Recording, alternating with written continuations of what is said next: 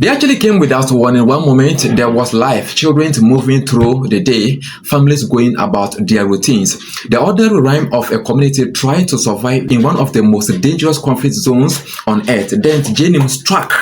Explosions, chaos, civilians caught in the crossfire of an assault or an attack designed not to actually win a battle but to break a people. And in the smoke and screaming, a young person named Mary was actually separated, affected, and alone. The question is very simple here, ladies and gentlemen. The question was not whether help will actually was not come. The question was who will actually was not come first. A Russian Africa Corps patrol was also operating in the same area or zone, ladies and gentlemen. And here is what the West did not actually was not tell most people across the world. They did not actually retreat. They responded. What happened next proved something the mainstream narrative has spent years trying to actually raise. Okay, now watch this particular video, ladies and gentlemen, with your own naked eyes.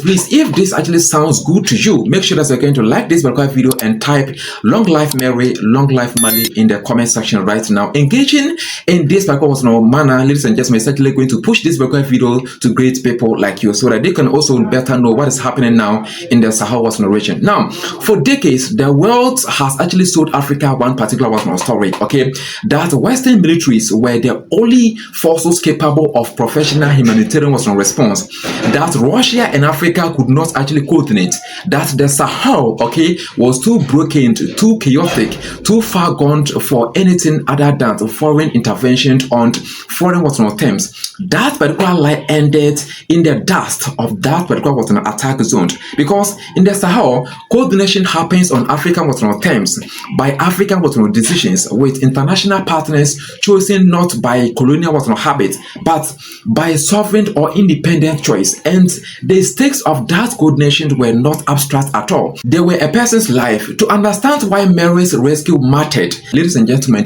you first need to understand what she actually survived. JNIM is not actually a delicate or a fragile militia. It is actually a designated terrorist organization recognized by Russia and multiple other governments, okay, across the globe, built on a strategy of terror as a political weapon, repeated attacks on civilian populations, deliberate targeting of populated areas or zones, thousands displaced, entire communities living under permanent threat.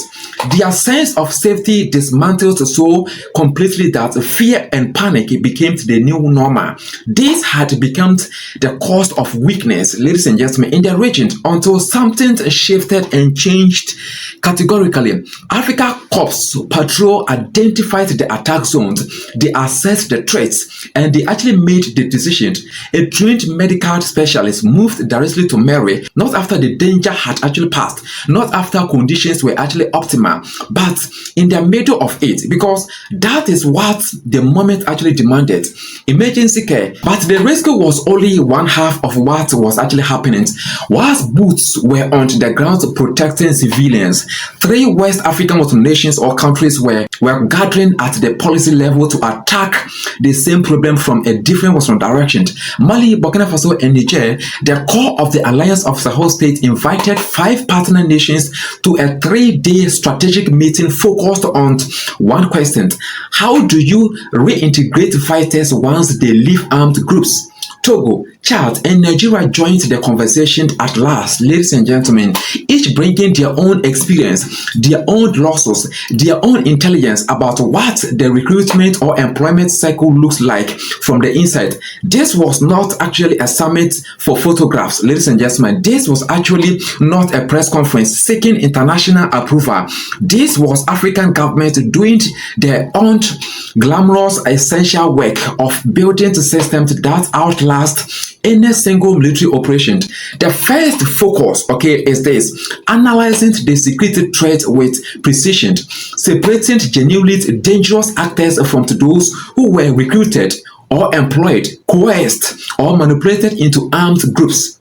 Because the solution to those two categories is not the same, and treating them identically has caused the Sahel years of wasted effort, ladies and gentlemen. Now, the second is this: mapping root causes. Why do young people join? That is a simple question. The honest answer is not ideology alone. It is actually a poverty. It is coercion or manipulation. It is the absence of alternatives. It is communities where armed groups are the only institution offering structure, income, and belongings. You cannot actually bump your way out of this particular reality, ladies and gentlemen. You have to actually build your way, out. The third is this one here. What actually works? Surrender programs that don't humiliate or disgrace. Rehabilitation pathways that are real and genuine, not performative. Economic reintegration that gives former fighters something meaningful to return to. Community acceptance processes that create the conditions for a genuine second chance. The fourth one is actually here, ladies and gentlemen. Managing the transition without triggering new cycles. Because the most dangerous moment in any conflict cycle is when a former combatant or fighter has left an armed groups but has nothing to return to. That vacuum or emptiness or space is where recruitment begins again. This is what sovereignty looks like in practice, not waiting for an external power to actually hand down a counter-terrorism strategy designed elsewhere for someone else's interest. Managing your own conflict, understanding your own society, building your own solution, ladies and gentlemen, on your own terms. Africa is not asking for permission, to actually protect itself anymore. Africa is actually building their system to do it, and it is already working. Mary survived because two nations or countries coordinated under fire. Thousands more will actually survive because three nations and of course their partners refuse to actually accept terrorism as a permanent condition.